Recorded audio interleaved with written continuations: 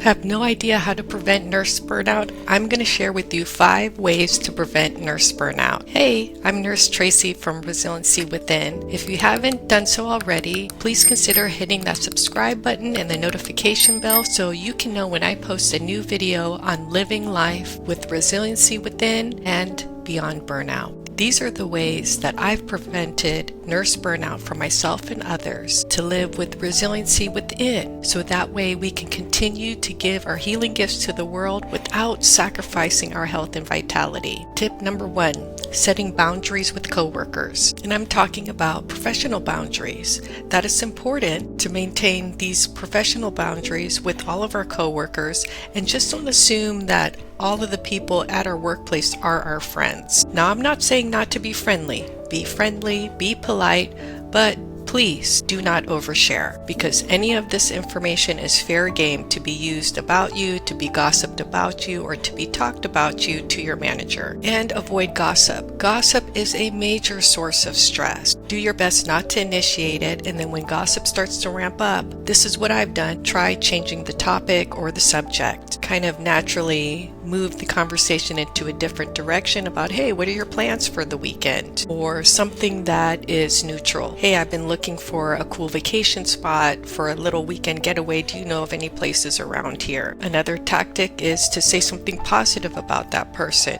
What I've done is go, okay, yeah, I hear what you're saying, but I found so-and-so to be really nice, especially that time that I needed help with one of my patients, and they dropped everything to help me. Or you can just show boredom and disinterest. When the gossip comes towards you, you can just nod your head and not say anything in return.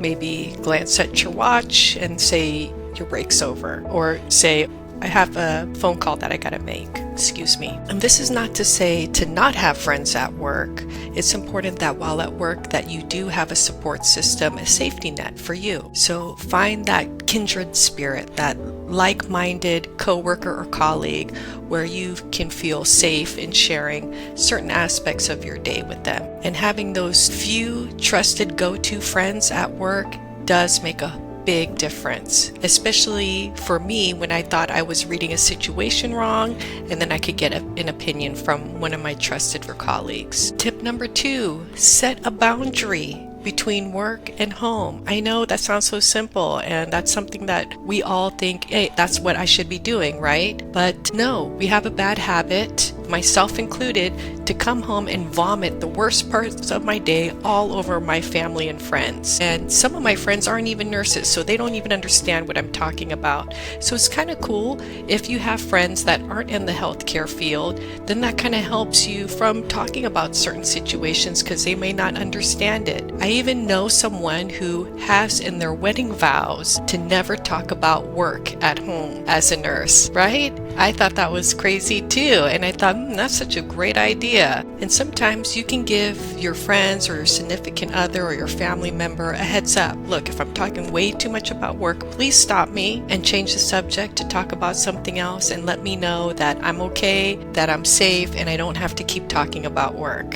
And that's worked for me. But when we don't do that and we're bringing work home, that is a recipe for burnout. Why? Because we're reliving the traumatic parts of the day over and over again with someone else, and they're getting traumatized about our traumatization. So no dramatization, no traumatization, and please try to stick to your work hours as much as possible. Avoid the urge to work that extra overtime. And you might want to look at if there's any tax consequences to working overtime. I'm not a tax person, so I can't give you tax advice on that, but just look at how much taxes are coming out from that overtime pay and see if that's even worth it for you to put in that extra work after 12 hours, after 10 hours, to work that much more to the bone, to be bleeding, just to be working until we're bone dry. See if that's even worth it for you when you do the math. And can you have a physical separation? Obviously, there is an actual physical separation from the workplace to the home place. It'd be your car.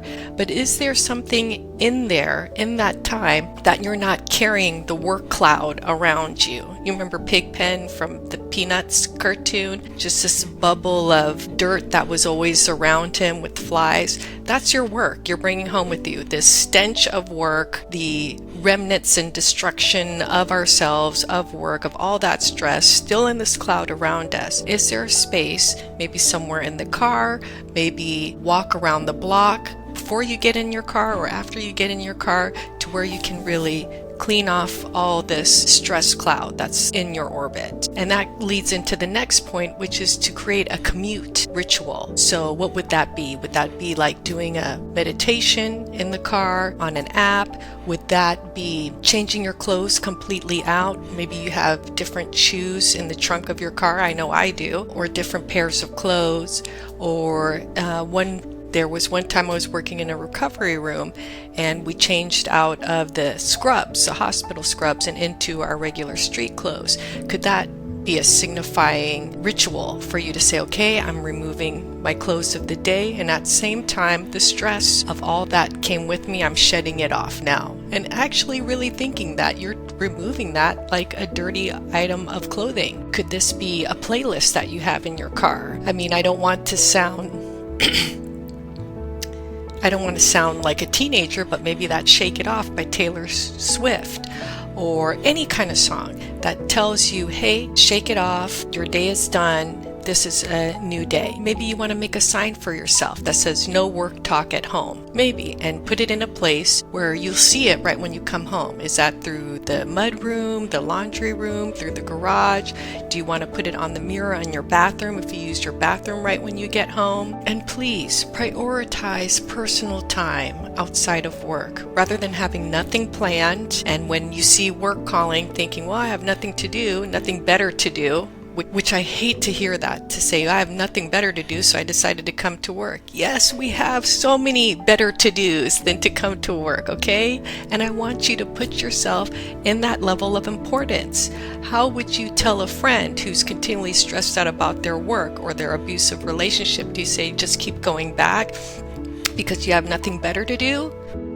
No, none of us have said that to someone else. So why do we let that be okay for ourselves? Please, on your personal time, plan things. Plan a class, plan a hike, go onto the World Wide Web and look up activity groups near you. Or is there a WhatsApp group near you? There are so many apps now to help people find friends to hang out with. There are apps like Happify and Happier and Meetup and MoodFit. So if no ideas come and spark you, go on these apps, see what's up for the day, see what activities that you can join in on. And vacation time. Please, please, please take your vacation time. I think for the first 3 years that I went from new grad nurse to new novice nurse, that I never took a vacation. I thought my work there was so important that every patient I touch, I could heal, and therefore, because I have the skills and the ability, I couldn't see giving myself a break because I had to keep helping people, keep healing people, keep showing up at the hospital. And that was a recipe for disaster because I was burnt out and I landed myself with an episode of chest pain in the ER. So please, please take your PTO. Please do. It's so worth it. Is any of this resonating with you? If so, please hit that like button and comment below. Which of these things have you done to prevent burnout, or which things that I haven't mentioned that you do to prevent burnout, so we can all learn together. Tip number 3, cultivating self-compassion. Yes, even for you and me, we have to care about ourselves, because if we don't, who else will? No, we're going to be talked about that one nurse that didn't care for themselves and XYZ happened to. Nursing is the profession itself, which I didn't realize when I got into nursing, emotionally draining, right?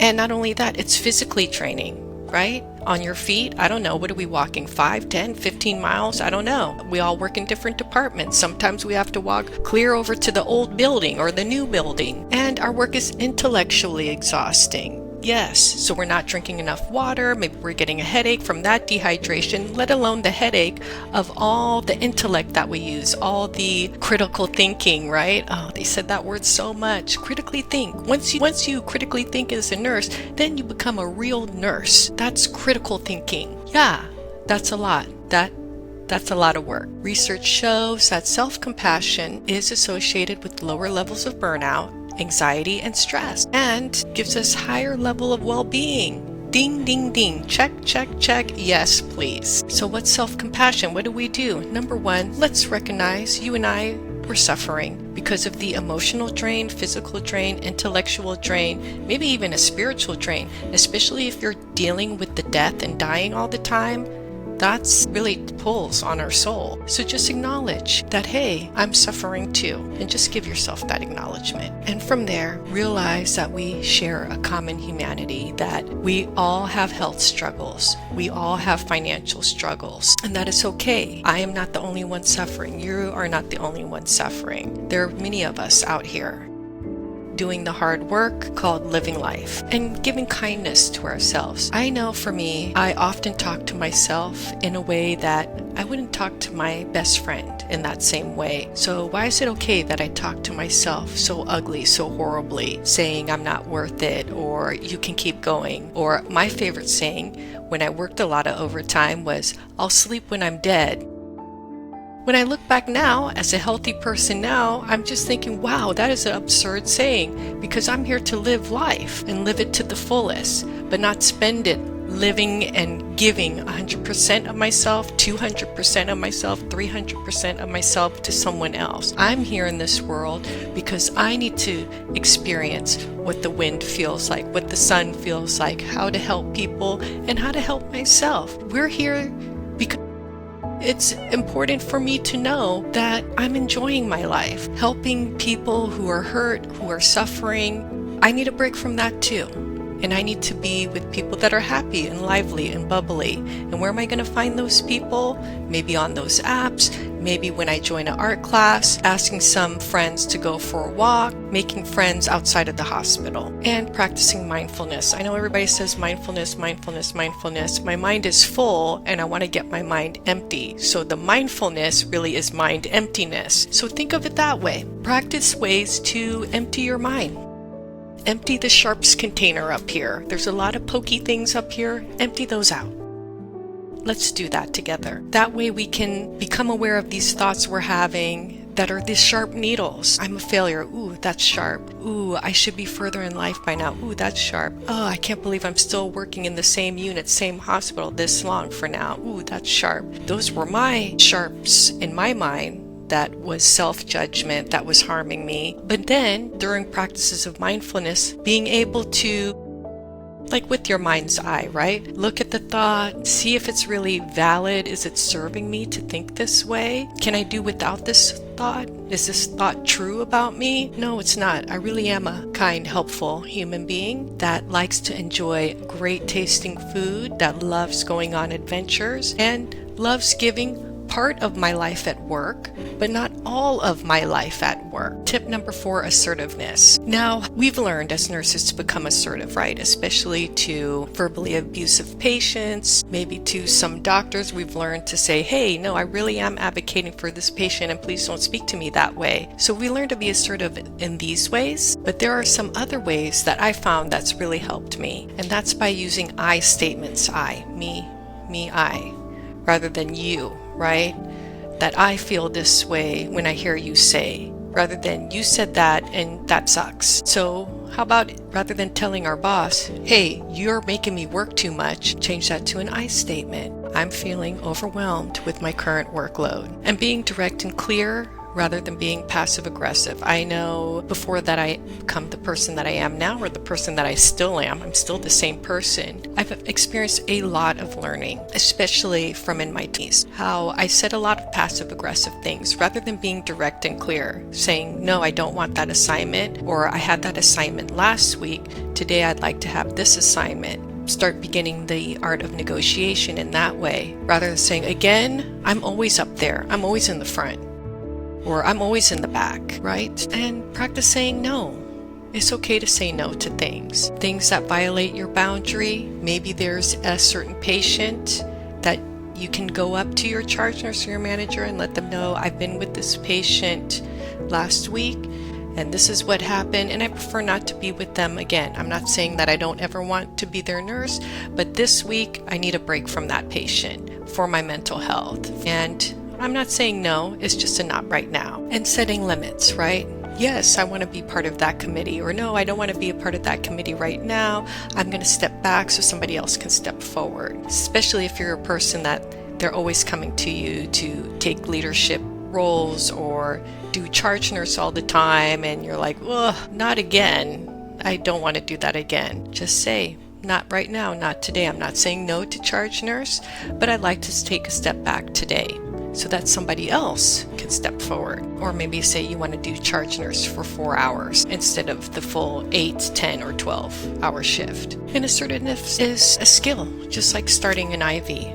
Okay, we didn't get it the first time, or in my case, the second, third, fourth, or fifth time, but I'm damn good at it now, right? So same thing with assertiveness. It's going to be awkward at first. You're not going to be able to see how to do it. Then after a while, once you get your skills down on how to practice assertiveness, then it's just going to roll off you much easier. Much like some nurses can see veins with their x-ray vision. How did they do that? Well, they got that way through a lot of practice. Same thing with assertiveness. You and I can do that too. And for the fifth tip, I'd like to touch a little bit on bullying and incivility in the workplace. While having all these individual strategies are important, it's also equally as important to make our workplace a healthier environment for all of us, for you, me, and everyone else around us. If there's bullying, please report it to the charge nurse or to your nurse manager, and write down a detailed log.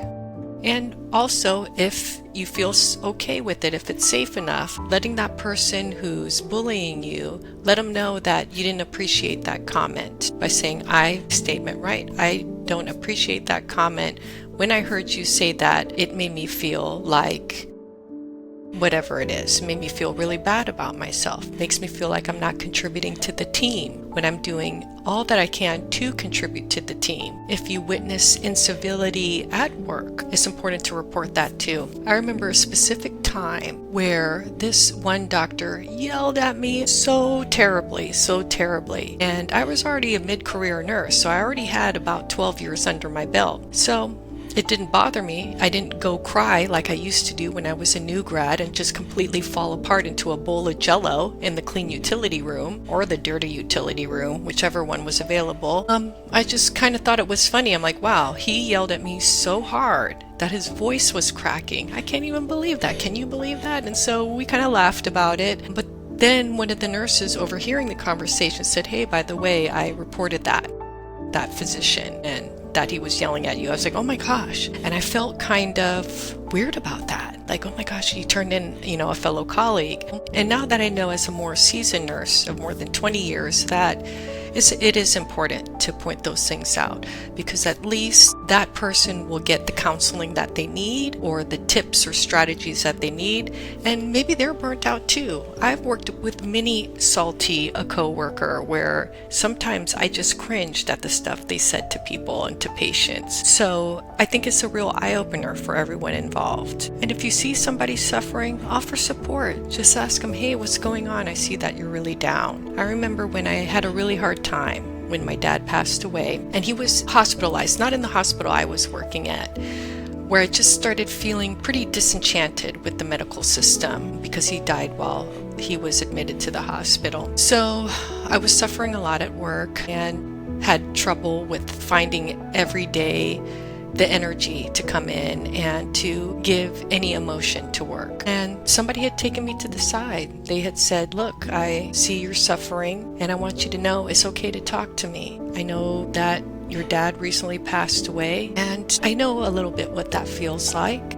I had a close family member passed away, and I remember how hard it was and how I couldn't even throw away that person's shoes for the longest time. So that softened me, and it made me take a look at, am I being a real pain to work with? Are people even avoiding me? I didn't even see that. I couldn't even know that until that person brought it up. And then I was starting to pay attention to my next few shifts if people were avoiding me. And it turns out that they were. So yeah, if there's a colleague or a coworker suffering, just, if it's appropriate, put their hand on their shoulder. If not, just walk up to them and ask them how they're doing, how they're really doing, all the fluff aside, and letting them know you'll be there to talk to them. Well, that's all the tips I have for preventing nurse burnout in the workplace. If you like, please grab my free Resiliency Nurse Toolkit in the description box below with actual proven ways to help you live life beyond burnout, on the unit and off the unit. Yes, it's possible to do both. And be sure to check out the next video, how to beat alarm fatigue, so you can find freedom away from the alarms when your shift is over. See you on the next video.